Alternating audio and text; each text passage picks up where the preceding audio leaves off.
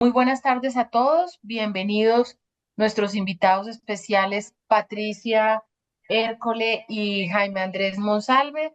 Rito es de la casa, nuestro subdirector técnico que siempre me acompaña en estas jornadas de memoria activa para darnos una contextualización de la obra audiovisual de la cual hablaremos hoy, que es Y la novia dijo. Ya Rito nos dará la información pertinente. Quiero, antes de arrancar, señalar que Memoria Activa es un programa financiado con recursos del Fondo para el Desarrollo Cinematográfico que administra Proimágenes Colombia y que es un programa a través del cual lo que pretendemos es realizar una socialización y una circulación del patrimonio audiovisual colombiano, pero una socialización y una socialización y circulación con contexto, con una comprensión y análisis de la importancia, trascendencia, momento de cada una de estas obras audiovisuales que tenemos oportunidad de visibilizar y de exhibir en este espacio de memoria activa. Em, Creo que esta, si mi memoria no me falla, es la sesión número 5 y esperamos hacer 8 más o menos este año. Esta es la número 5 y le doy la palabra a Rito Alberto. La dinámica será que Rito arranca con una presentación de la obra audiovisual que nos ocupa en la tarde de hoy. Yo arranco también presentando a nuestros personajes invitados y en el transcurso pues iremos teniendo con ellos una charla sobre temas y puntos que queremos destacar de esta obra audiovisual que corresponde al acervo Díaz Hércole, que la Fundación Patrimonio Fílmico ha venido trabajando de manera sistemática, yo diría, sobre todo los últimos 5 o 4 años, en donde hemos tenido oportunidad de restaurar varios largometrajes de ficción, pero también varios documentales que dan cuenta del trabajo de esta productora. Rito Listo. Alberto. Muy buenas tardes. Muchísimas gracias a la directora de la Fundación, a nuestros invitados eh, y al público que dedica parte de su tiempo a escucharnos y a vernos. En el lado izquierdo, y aprovechando la oportunidad, queremos contarles que en este año de 2024 tenemos la segunda cohorte del diplomado Principios Técnicas de la Preservación Audiovisual que realizamos con la Escuela Nacional de Cine. Para todos los interesados pueden dejar sus datos o pueden entrar a los sitios web de la Fundación o de la Escuela Nacional de Cine y encontrar los valores y el pensum académico. Hoy empezaremos, como ya se dijo, con la presentación de nuestros dos invitados. Luego miraremos la ficha técnica y artística de la película Y la novia dijo. Nos detendremos un momento a ver en el contexto del cine nacional cuál fue el papel que los tolimenses Emeterio y Felipe tuvieron. Luego miraremos aspectos muy importantes que se hacen presentes en La novia dijo, como la presencia de la mujer por primera vez en el cargo de productora ejecutiva, o por lo menos primera vez que aparece en los créditos de una película del cine colombiano. Y un aspecto muy importante es la música popular de la región andina, que vamos a tener la oportunidad de ver en detalle. Gaetano Helera, que es el guionista y director de esta película, un amigo de la casa de Lizardo Díaz, eh, que tuvo la oportunidad de venir desde Argentina, pero es italiano de nacimiento y dirigir la película. La importancia de Lizardo Díaz Muñoz en el cine nacional, la importancia del Raquel Hercle y unas notas muy pequeñas acerca de la preservación digital de la novia de y la novia de yo.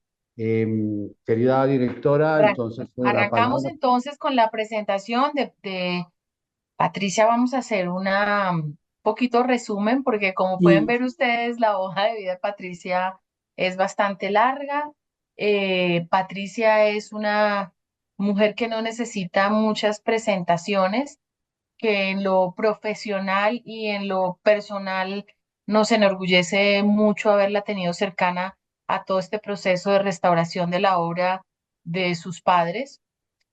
Patricia, como todos sabemos, es actriz, pero creo, diría, y ahora se lo voy a preguntar, creo que es fundamentalmente bailarina. Creo que su tema más importante quizás en su quehacer artístico es la danza, pero bueno, ella ya nos contará.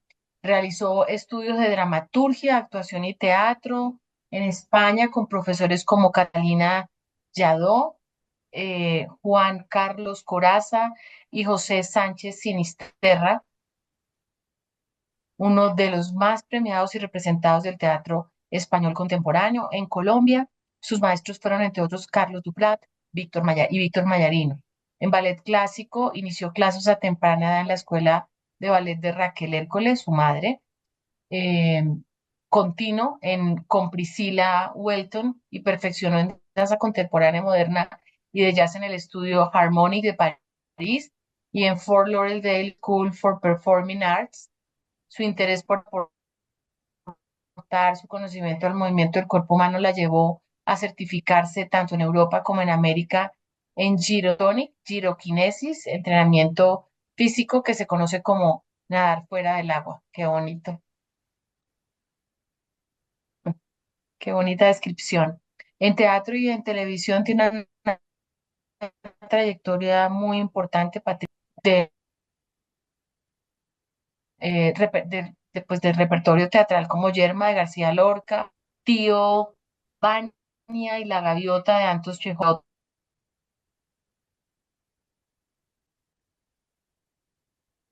Congelando. Si Congelando. quieres en este momento continúo y luego si quieres En retomo. Televisión Nacional inició como Listo. presentador Reyes, serie recién producida por RCC Sistema de Medios Públicos, también en Netflix. Imagínate, Está congelando. Rito.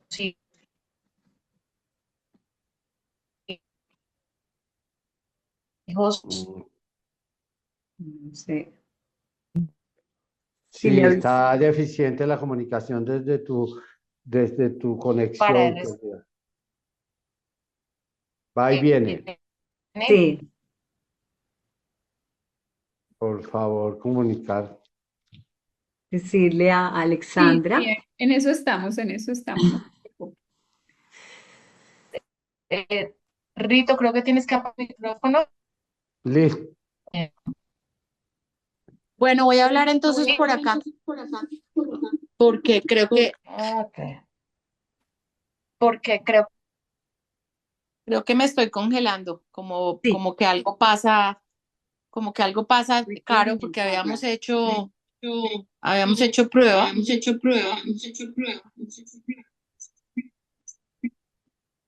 Bueno, en cine recientemente,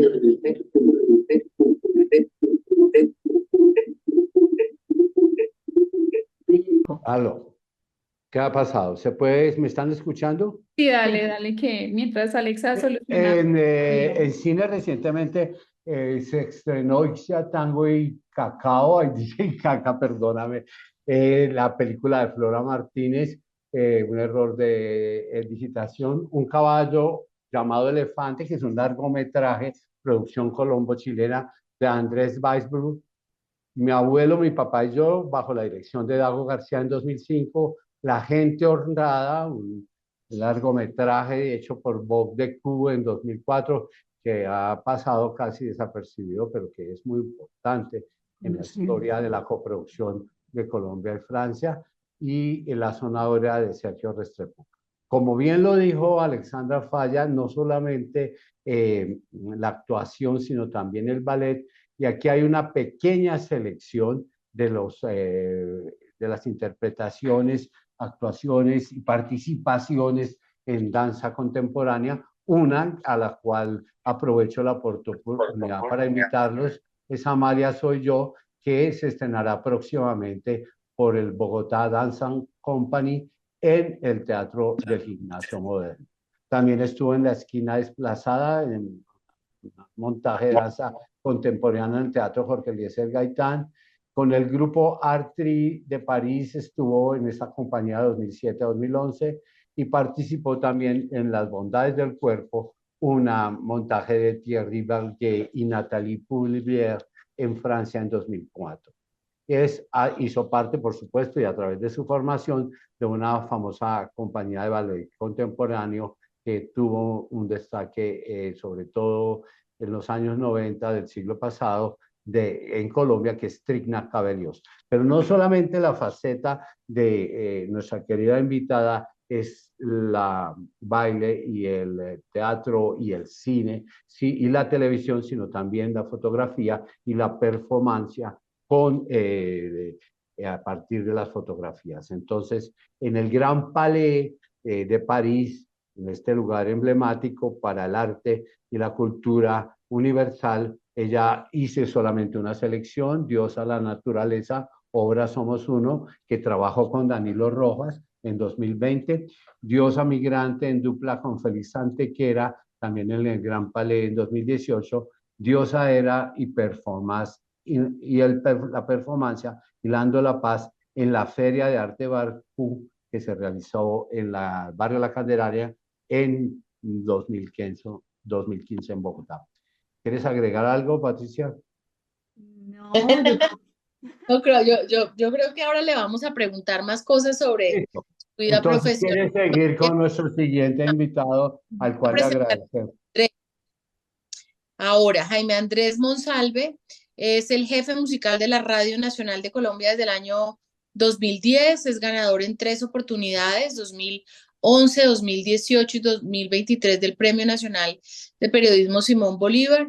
Jaime es comunicador social, periodista de la Universidad Javeriana. Sus escritos sobre música han sido publicados en The Washington Post, El País de España, la revista inglesa Songlines, La Nación de Argentina, el periódico de Cataluña y en medios nacionales. Ha sido comentarista musical de la revista Cambio, Cromos, Don Juan, Arcadia y Malpensante.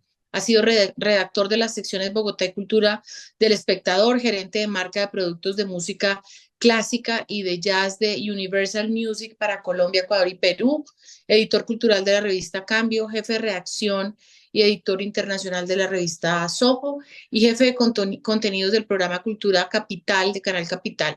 En 3 oportunidades ha sido becario de la Fundación para Nuevo Periodismo Iberoamericano, hoy Fundación GAO. Ingresó al mundo de la radio en el 93 como programador de espacios sobre música iberoamericana, salsa, jazz, latino, bolero, tango y flamenco, entre otros géneros, en la emisora Javeriana Estéreo, Universitaria Javeriana. Su más reciente libro es El ruido y las nueces, historias asombrosas de la música en Colombia, editada por la editorial Malpensante en el 2023. Es autora además de Carlos Gardel, Cuesta Arriba en su rodada, editada por Panamericana en el 2005. El tango en sus propias palabras por Ícono en el 2005 también. Y Astor Piazzolla, Tango del Ángel, Tango Diablo por Panamericana en el 2009. Sus crónicas han sido publicadas en libros como Soho Crónicas y Crónicas de El Tiempo en el año 2016. Así que bienvenidos a ustedes dos en la tarde de hoy. Nos complace mucho tenerlos aquí porque nos van a dar una idea bastante integral y complementaria, sin duda alguna, de lo que significa esta película en la historia de la filmografía colombiana. Listo. La novia dijo, es una película de 89 minutos del año 1964, hecha en blanco y negro y producida por la empresa de Ernesto Melendro Lugo y Lizardo Díaz, que se llamaba Cinco Producciones. Contó con la fotografía de Eduardo Botello y el guión que se basó en unos argumentos puestos por el dueto musical Demetrio y Felipe Los Tonismentes, y arreglados por Félix Villabona. Contó con la escritura y la dirección de la película de Gaetano de Lera. Posteriormente vamos a ver algunos aspectos de Gaetano de Lera. Mónica Silva, actriz y escritora, directora de cine ya fallecida, fue también parte de la asistencia de dirección y una persona muy importante en esta película. Asistió a Eduardo Botello en la fotografía, el compañero de la Fundación Patrimonio Fílmico, gran fotógrafo, también actor, Hernando González. Y hay un detalle muy importante en la producción ejecutiva que también lo vamos a resaltar, pero que de paso lo vamos a nombrar, que es Tila Ramírez, la abuela de Patricia Hércules, quien representó el papel de productora ejecutiva. Contó con la actuación de los tolimenses Raquel Hércules, Selmira Yepes, Maruja Toro, Pepe Montoya, que era un gran actor muy reconocido en aquellos años. Mónica Silva cumplió un doble papel, Camilo Medina, y es una historia popular de cine familiar, de cine de entretenimiento, donde equivoca situaciones que amenazan con frustrar los cándidos romances que sostienen Emeterio y Felipe con unas damas de la sociedad de Neiva, más exactamente de una finca cercana a Neiva, se ven envueltos en situaciones que permiten que estas damas se escapen hacia la capital, y ahí hay, entre tanto, interpretaciones musicales. Las interpretaciones musicales en el cine colombiano no solamente se remontan a películas, por decirlo, las primeras del primer sonoro, allá en el Trapiche, continuaron con estas películas como La novia dijo y Un ángel de la calle, por ejemplo, en los años 60. Pero si ustedes ven, y no será el tema de esta conversación, hasta en Rodrigo de hay interpretaciones, y posteriormente en el siglo XXI ahora, en que la trama se ve, digamos, con interpretaciones musicales que hacen parte de la trama. Rito, antes que continúes, perdón, ¿puedes acercarte más al micrófono, porfa? Me dicen que se te escucha lejos. Ah, sí, aquí se oye mejor. Sí, señor. Qué pena, continúa. No te preocupes. Entonces, es muy importante la participación de Emeterio y Felipe Los Tolimenses en el cine nacional. Ellos integraron a partir del año 1951, creando estos dos personajes que eran tanto cómicos como intérpretes de la música, sobre todo de la región andina. En la Fundación Patrimonio Fílmico ha rescatado las tres películas, y La novia dijo, la que es tema hoy de nuestra conversación, Un ángel de la calle, que ya tuvimos la oportunidad de presentar, también con Patricia Hércules incluida, por ejemplo, en varios estrenos que se hicieron en festivales en el año anterior, y Amenaza nuclear, que es una película de Jacques Osorio, del año 1981, que también hace parte de los acervos restaurados y está disponible para quien quiera hacer un ciclo dedicado a Emeterio y Felipe Los Tolimenses en el cine colombiano. Ellos estuvieron juntos 42 años, tuvieron la oportunidad de hacer muchas giras, incluida por la Unión Soviética y por Estados Unidos, recorrieron casi todos los países de América Latina, participaron en programas musicales y humorísticos en la radio y la televisión. En la radio tuvieron un show que duró mucho tiempo, y que hacía pues las delicias del público oyente, y grabaron videos, cientos de discos, y participaron en estas películas. Si quiere, paramos ahí para antes de ingresar al otro tema, que es la presencia de la mujer y la música popular. Recording in progress. Hola. Me volví a conectar por acá. Vamos a ver si funciona. ¿Me ¿Me escuchan bien? Un poco de eco. Con eco, Alexandra. Escuchas doble. Ah, ¿Y aquí? ahí estás bien, Alexa. Bueno, Ok. como te decía, doña Tila Ramírez, la madre de Raquel Hércules, aparece en el cargo de producción ejecutiva, y esta pues es la primera mención directa. Hubo anteriormente una persona que fue doña Ochoa, Felisa Ochoa, que hacía parte de la Colombia National Films y que también aparece como productora, pero no como productora ejecutiva, y también Lili Álvarez en Patria Films en los años 40, la actriz chilena que ingresó al cine colombiano, pero esta es la primera vez que una dama asume el papel de productora ejecutiva. Y bueno, está lo de la música popular, pero creo que es oportuno que ya que lograste la conexión, participes, querida Alexandra.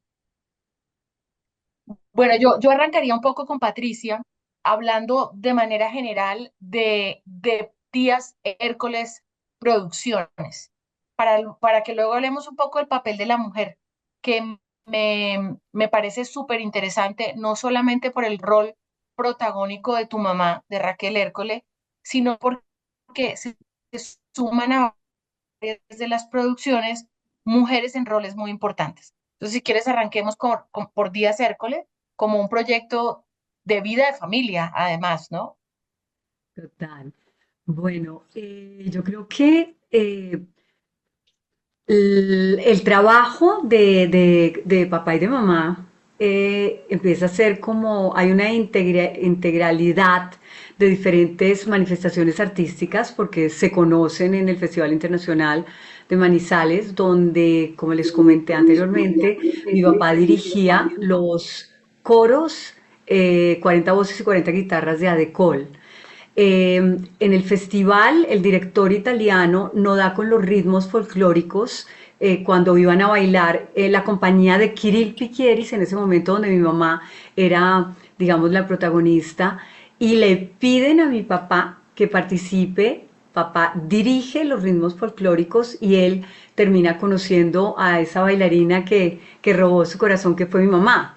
Entonces ellos construyen empresa.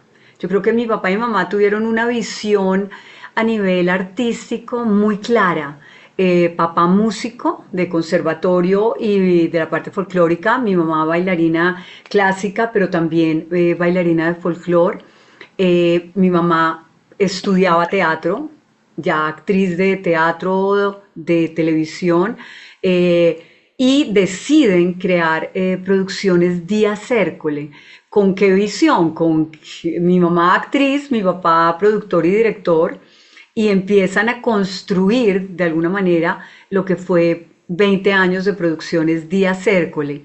Tenían mucha claridad, yo creo, los dos, también frente a el folclore nacional, la música colombiana, la importancia, como dijiste Alexandra, y ahora Jaime ya nos va a contar toda esa parte.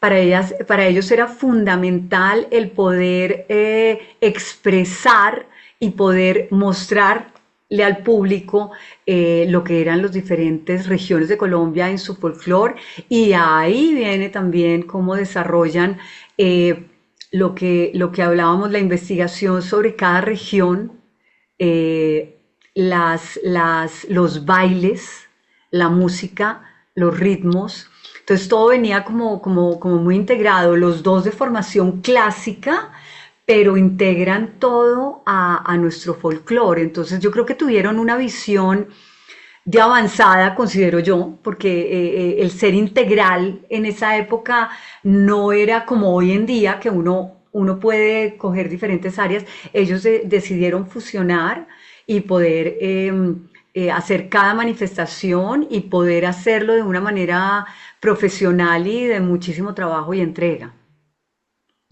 Aquí hay un tema inicial que tiene que ver con el director, que ya seguramente Rito nos ilustrará un poco también, pero háblanos un poco de esa relación con Italia, por obvias razones, pero que esa relación familiar con Italia pues tiene una relación intrínseca también con el director de Y la novia dijo. Totalmente, o sea, mi nono italiano, mi abuelo, le digo nono porque es la parte italiana, Guido Ercole Mazzoca, él migra, o sea, es mi abuelo, la historia de la migración y todo está en el libro, Jaime. Él decide, mis papás estaban en el Club Colombo italiano.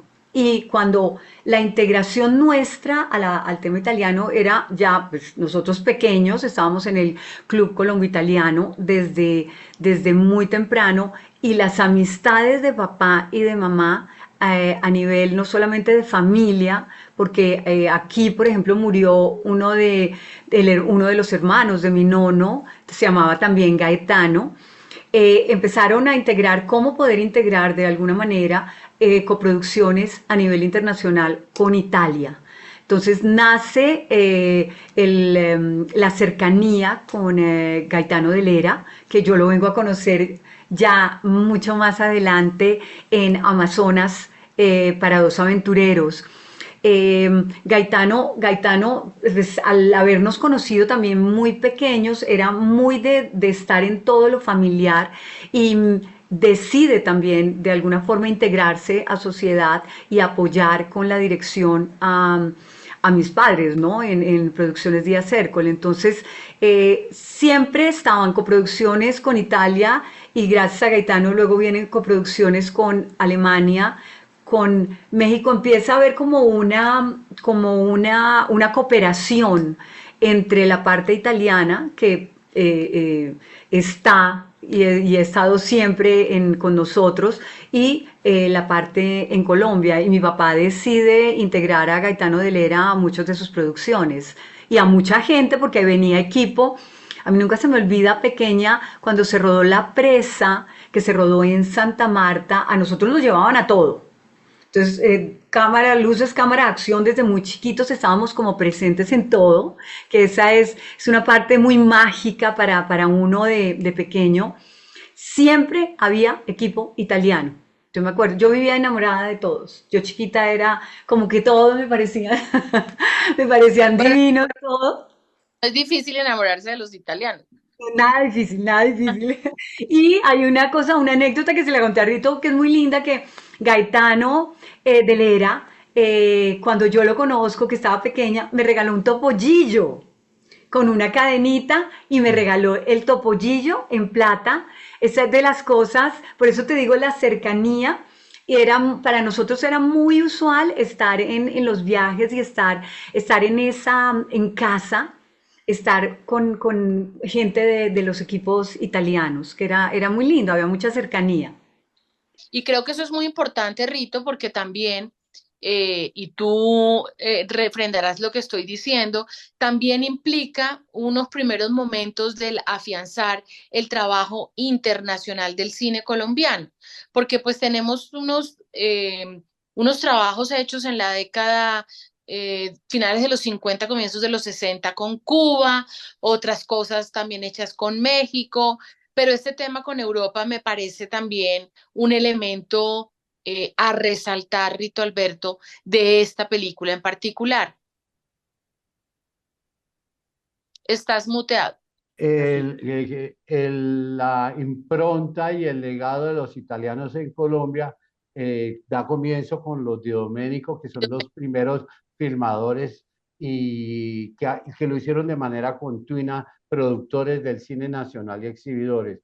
Y luego continúa en los años 40 con la presencia de otros italianos, también el primer Floro Manco es llamado el primer documentalista, que venía también de Argentina como Gaetano de Lera, pero que era italiano de nacimiento. Entonces, esta unión con Italia se refuerza aquí en las dos películas que participó Gaetano de Lera, con Lizardo Díaz como socio, con Raquel Ercole también, que es italiana, de origen italiana, con esta unión, como dice Patricia, en este sitio de reunión de los italianos en Colombia. Luego está Nello Rosati en los años 70, de manera que estamos imbrincados con Italia. Ahora estamos imbrincados a través de la Giornata del Cine Mudo y del Cinema Ritrovato. Sea el momento, pues, de recordar que este año tuvimos la oportunidad de presentar la fragmento restaurado de Aura en las Violetas en el Cinema Ritrovato por primera vez. El Cinema Ritrovato es un evento de los más importantes del cine para mostrar las películas restauradas del mundo.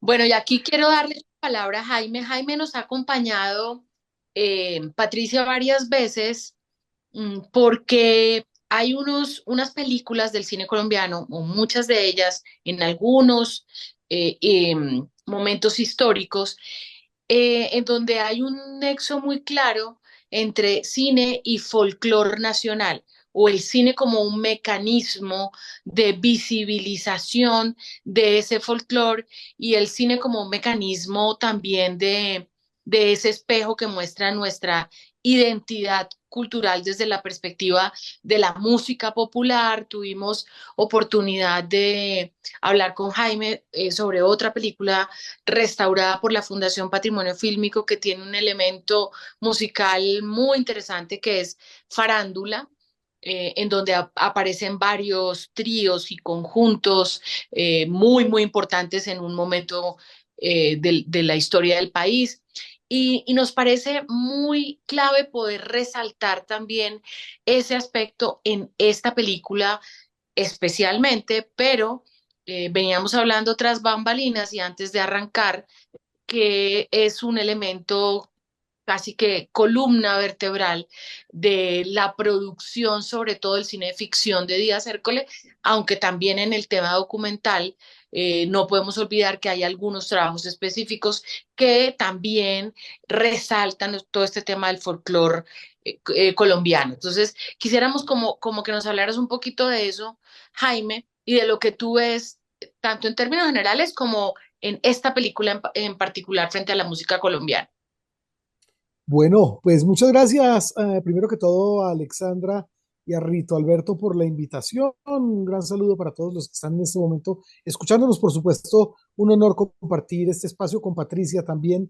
Y nada, pues recordar que a mediados de la década del 60, que es cuando se sitúa o se filma esta película en particular, mm, la música andina colombiana está teniendo un predicamento muy fuerte gracias a los duetos tanto de la región andina, de un lado los duetos de ancestro antioqueño y por otra parte esos grandes duetos del Tolima Grande, donde pues definitivamente quienes comandaron de alguna manera la movida en lo comercial por esa mezcla tan interesante y tan poderosa de música de humor fueron pues definitivamente Lizardo Díaz y Jorge Ramírez, Cementerio y Felipe los tolimenses. Y tener la posibilidad de verlos en cine, tal cual los podía ver uno en televisión también, con un discurso muy similar, de repente un poco más inocente, si se quiere, en esta película que el humor un poco más picante al cual nos tenían acostumbrados, pues realmente es una cosa gratificante. Hay que decir también que el folclore que ellos siempre promovieron en sus discos, en sus giras nacionales e internacionales, es prácticamente, digamos, el mismo que se ve reflejado aquí en la película. Hay como dos líneas, básicamente, que son las ejecuciones mismas del dueto, bellamente cantadas como nos tenían tan acostumbrados los tolimenses, empezando por ese clásico que es el bunde tolimense de Alberto Castilla, ya en su momento, en el momento que se filmó la película, ya el Bunde Tolimense había sido declarado el himno del Tolima. En ese momento ya tenía, digamos, esa condición un poco más solemne, que es la que en este momento sigue conservando esa música con la letra de Nicanor Velázquez, una de tantas letras que se le hicieron al Bunde Tolimense en su momento y que fue la que más promovió los tolimenses. Básicamente uno de los temas que ellos llevaron hasta todos los escenarios del mundo era esta versión con letra de Nicanor Velázquez del bunde tolimense. Los demás temas que ellos ejecutan en la cinta hacen parte también fundamental de todos los repertorios con los cuales ellos iban de escenario en escenario, tanto en el país como internacionalmente hablando. Hay que hablar del caso muy singular del pescador, que en su momento, finales de la década del 50, en otra versión particular que fue la de Garzón y Collazos, se convirtió en un tema muy vendedor. Decían que ese tema, en la versión de Garzón y Collazos, la gente lo compraba los discos y realmente terminaban tan destrozados los discos de tanto que los solían pasar en los traganíqueles de los establecimientos comerciales, que los dueños finalmente terminaban botando una copia iban a comprar inmediatamente otra. La circulación de ese tema del pescador se dio muy bien gracias a ello y también ayudó a empujar otros discos que tenían poco menos nivel de ventas. Empezaron a trabajar un 2x1 donde la gente que se iba a llevar el pescador, muy multiventas, se llevaba también otros discos que no tenían esa misma suerte y así pues por supuesto se iba engrosando un poco más ese, ese repertorio con el cual nos criamos y pues está como parte de la educación sentimental de los colombianos. El pescador tiene además otra particularidad y es que la música de Patrocinio Ortiz no solamente hace parte de esta guabina tan singular y tan multiventas como lo decía, sino que en determinado momento por una pelea con Cesario Rocha, Patrocinio Ortiz entrega la música a otro letrista y se crea otro tema tan importante como el mismo pescador, que es la sombrerera.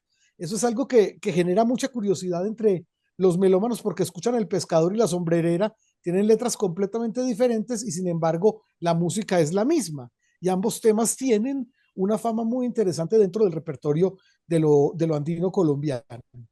El clásico de Milciades Garavito San Pedro en el Espinal, pues bueno, ni hablar, es parte del repertorio de la rumba criolla, aquel género creado por Emilio Sierra y Milciades Garavito, uno de ellos de Fusagasugá y el otro de Mariquita Tolima, caso de Milciades Garavito, y también pues digamos hay una presentación de coplas populares, los famosos moños, que son básicamente parte del coplerío improvisado que tiene, digamos, esta suerte de toma y daca, ¿no? Al estilo de la trova antioqueña o de la piquería vallenata o del contrapunteo llanero, donde se sueltan los moños, las rimas, a veces son un poco combativas, otras veces son graciosas, el doble sentido siempre está presente.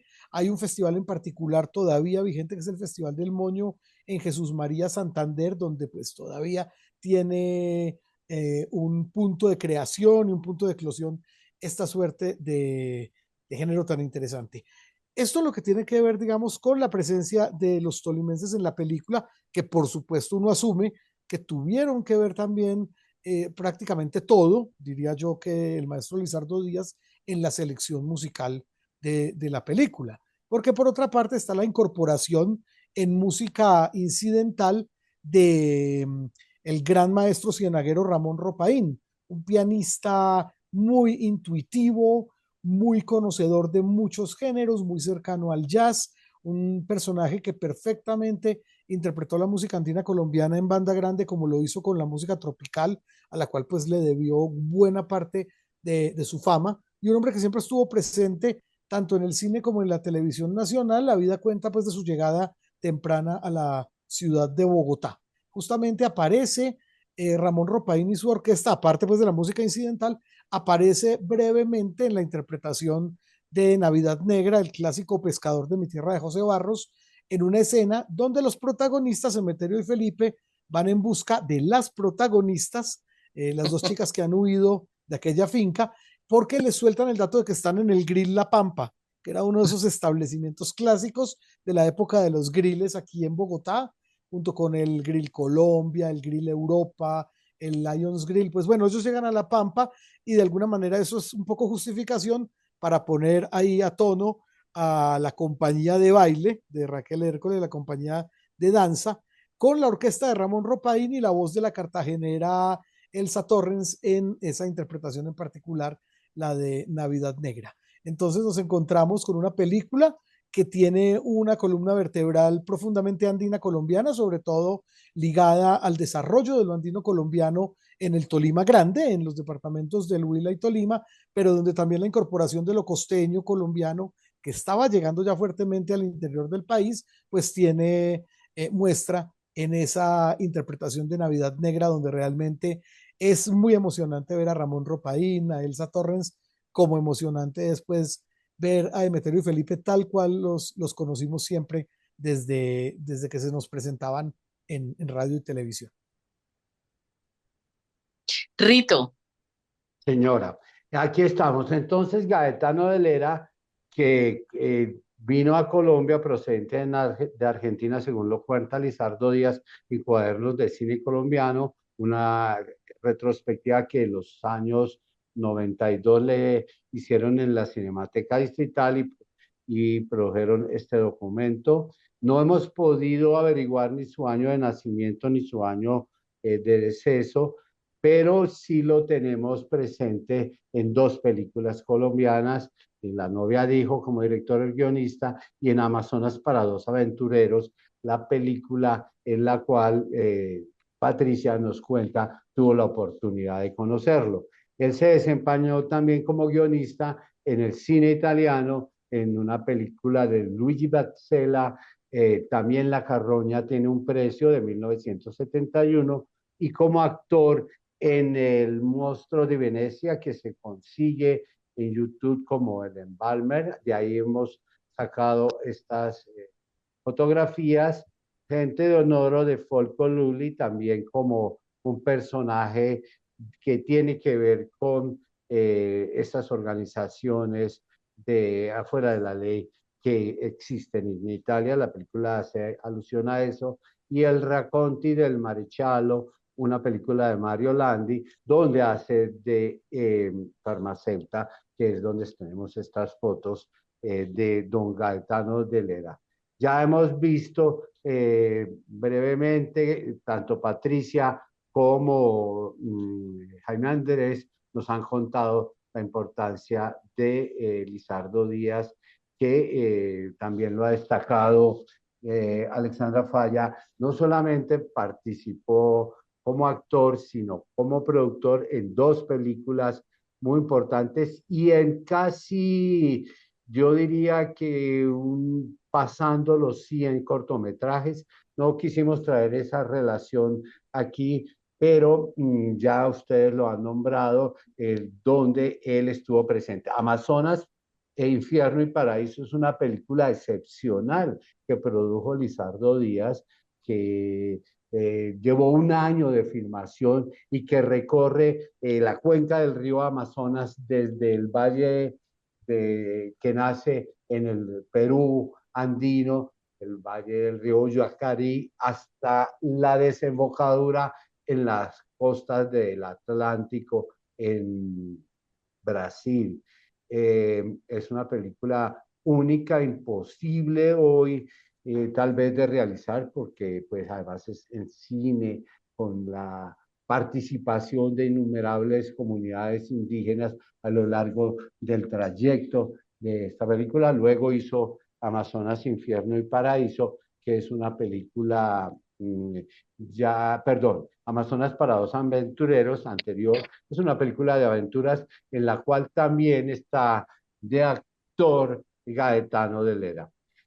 No sé si querrán ustedes que pasemos a la importancia muy breve, porque Raquel Erpole fue una actriz que estuvo desde la inauguración de la televisión en el año de 1954, que luego estuvo presente en 1973, en la que se denomina para algunos la primera telenovela de la televisión colombiana. Hay discusiones acerca de si era dramatizado o si ese modelo que llevó a ese formato que llevó a la televisión colombiana a destacarse en el mundo entero estaba ahí puesta. Desafortunadamente no hay sino fotografías.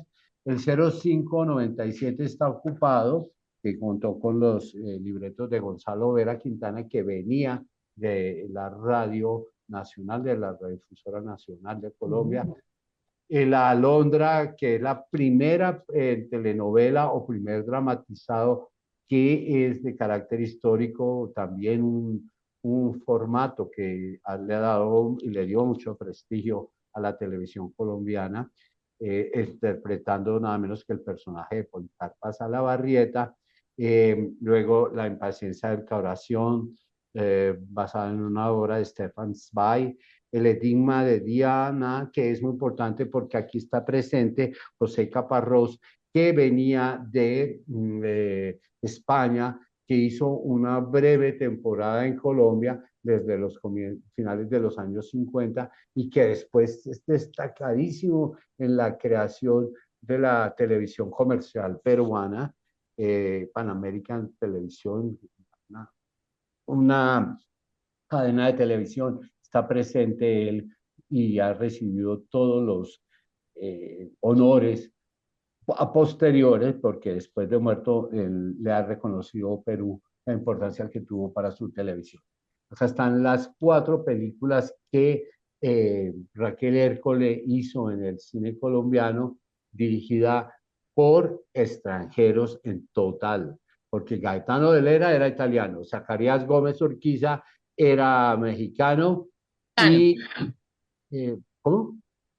mexicano, sí, eso te iba a decir que Y mexicano. Ernest Bauer era un alemán que se asoció con Lizardo Díaz para producir esta película que también tiene muy especial, de un formato único, porque es un género de humor con aventuras que no ha sido muy trabajado en el cine colombiano.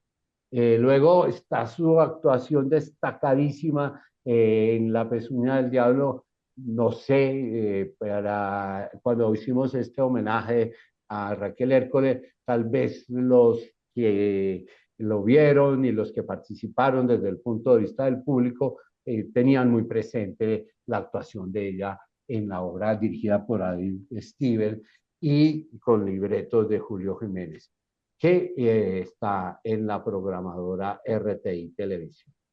Luego está Estaba en posición de los 70 años, estaba está a nuestra exposición ah, porque un fotograma en el que aparece Raquel Hércole con Ronald Ayazo, que ajá, pues hacía un papel protagónico en esa y, telenovela que La fue persona del diablo. muy famosa.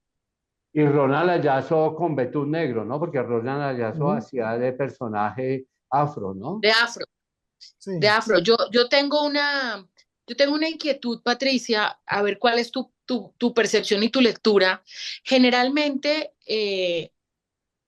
no es tan fácil encontrar artistas empresarios o que haya una buena combinación de artistas y empresarios. Muy Y aquí, buena. y aquí tenemos una combinación que es impresionante porque realmente ambos eran unos grandes artistas, sin lugar a dudas, de lejos. Mira que lo que plantea Monsalve, lo que nos indica es que tu papá era un músico de formación, porque no gratuitamente está puesto todo lo que está puesto allí, sino que hay un concepto de una persona formada en música. Y pues tu madre, pues una gran actriz, una gran bailarina, una mujer además, tuve la oportunidad de conocerla, de una gran sensibilidad, dulzura, y uno dice, es muy complejo y no es tan fácil encontrar esta combinación que dé como fruto, creo que tú y yo lo hemos hablado, tenemos el sueño de poder hacer una colección de Díaz Hércole, eh, que dé como fruto esta cantidad de producción cinematográfica, pero en paralelo, además hacían televisión, pero en paralelo, además tus padres y sobre todo tu papá hacía presentaciones en vivo, o sea, era una cosa realmente muy intensa, pero muy exitosa. Y mira, yo creo que los dos tuvieron visión. El dueto cómico musical, que ya estaba muy constituido y tenían muchísimas giras y tenían un éxito inmenso. Mi papá, su hobby, como él lo llamaba, en un momento dado yo lo llamó, él decía, mi hobby es el cine. El hobby es el cine que se convirtió era su pasión. Los dos de formación, fíjate, tuvieron visión empresarial, porque eso no es tan fácil. ¿Y qué hacían? Inversiones, porque a mí me preguntan cómo producían tanto. Yo les decía porque tenían visión, eran juiciosos. O sea, yo creo que había rigor en toda la ejecución. La nona, que es Teófila, Tila, como No, ahora qué decía bien. Rito, ella era la administradora de producciones Díaz Cércole y era una mujer, mi nona trabajaba en un banco cuando conoció a mi nono. Era una mujer que para su época también tenía, era una mujer estudiosa, era una mujer preparada, que en esa época, pues estamos No hablando era, no, eso no era así. Entonces tenía una visión también de organización.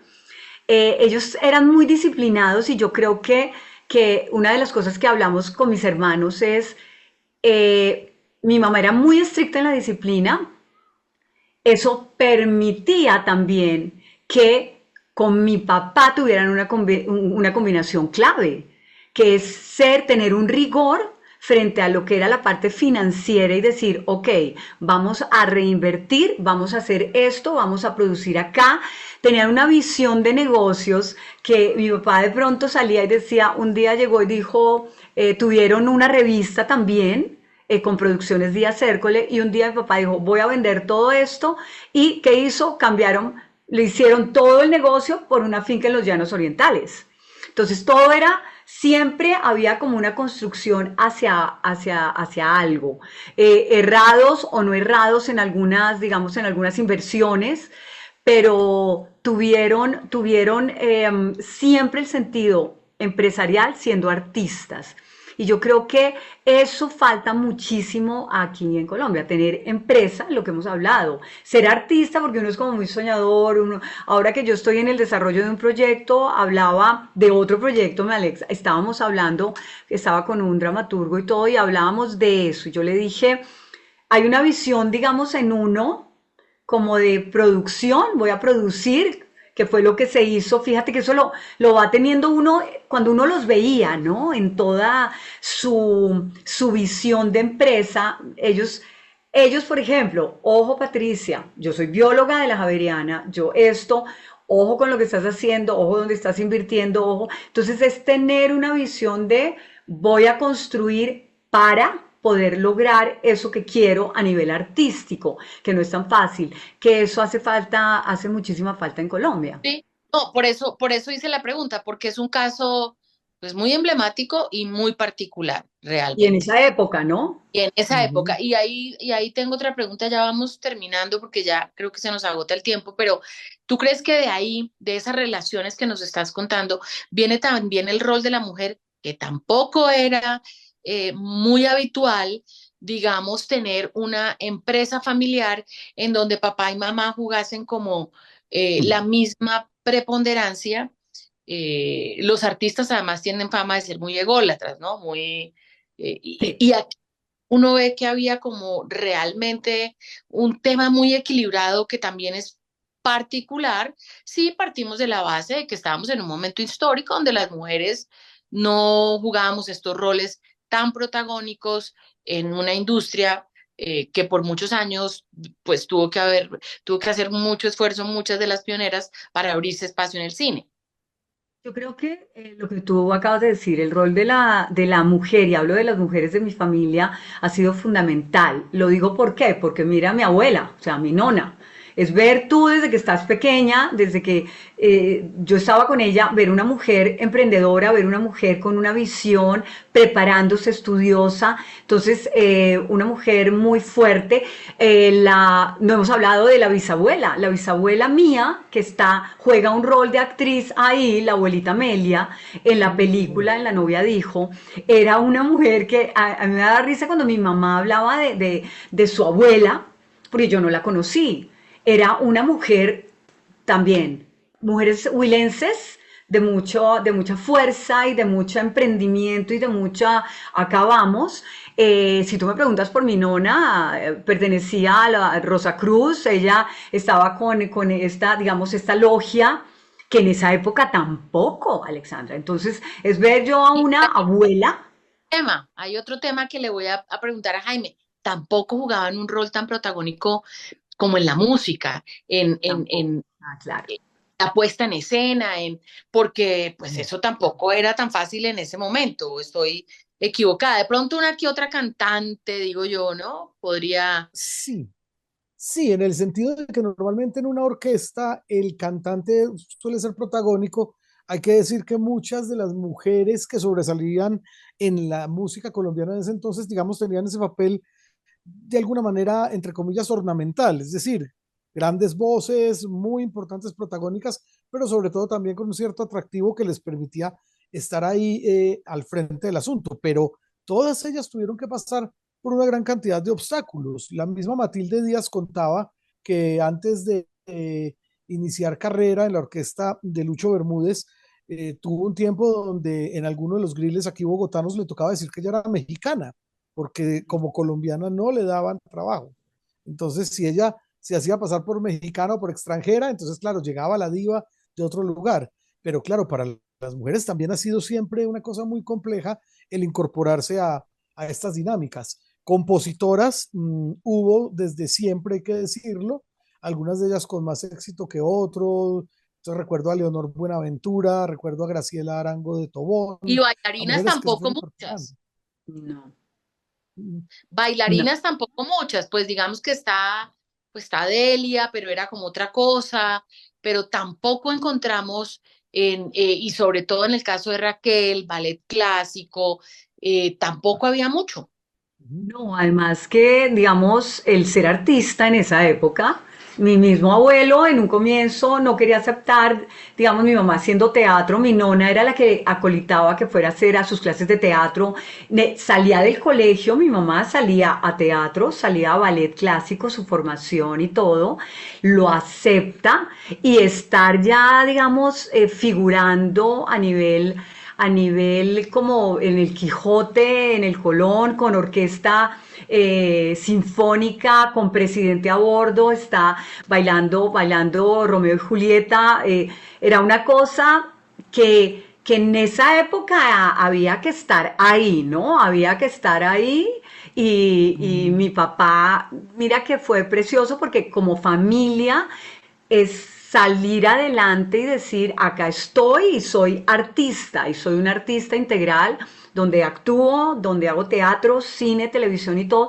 Por eso te digo que la empresa como tal y la sociedad Producciones Díaz Hércules funcionó porque se respetaban muchísimo y se permitían seguir desarrollando sus espacios, ¿no? Que eso me parece fundamental más en esa época. Estamos hablando de mi Sí. papá, 14 años mayor que mi mamá, y ahí estaba, y ellos siempre, siempre fueron equipo de trabajo, siempre fueron equipo de trabajo. Pues Mm. es realmente un elemento que quería resaltar porque no me parecía fácil. Rito, te pido una conclusión para que podamos ir a disfrutar de Y la novia dijo. Sí, sí, estamos viendo estos cuadros en el que está arriba, es el código AC90, que significa adquisición cine, y están los rollos 1 hasta 9 de La novia dijo. Fue una copia de exhibición con sonido óptico, desde la cual se partió en 35 milímetros blanco y negro. En el segundo cuadro, donde hay 1694 pies, que equivalen a 18 minutos 49 segundos, son los rollos en que se conforma esta película. El 4042 es el grado de degradación del pH, o sea, demuestra que el síndrome de vinagre había avanzado en esta única copia que tenemos desde donde obtuvimos el máster digital que ahora van a ver. Ya ahí el 4.2 es degradación activa, el 4.0 implica la duplicación inmediata, porque estaba a punto de perderse la película que vamos a ver. Los procesos técnicos, por supuesto, se llevaron a cabo aquí con los compañeros de la Fundación Patrimonio Fílmico, y los procesos de restauración digital, colorización y etalonaje fueron a cargo de Cinecolor Digital. Espero que disfruten la película, agradezco su presencia y vamos a estar muy pendientes de ver a Ramón Ropaín, como nos lo acaba de decir Jaime Adonés, porque realmente tanto la película como los tolimenses, como la música, son excepcionales en esta pieza audiovisual de nuestro país. Un abrazo para todos. Muchas Muchas gracias. gracias a Un abrazo. todos los que participaron.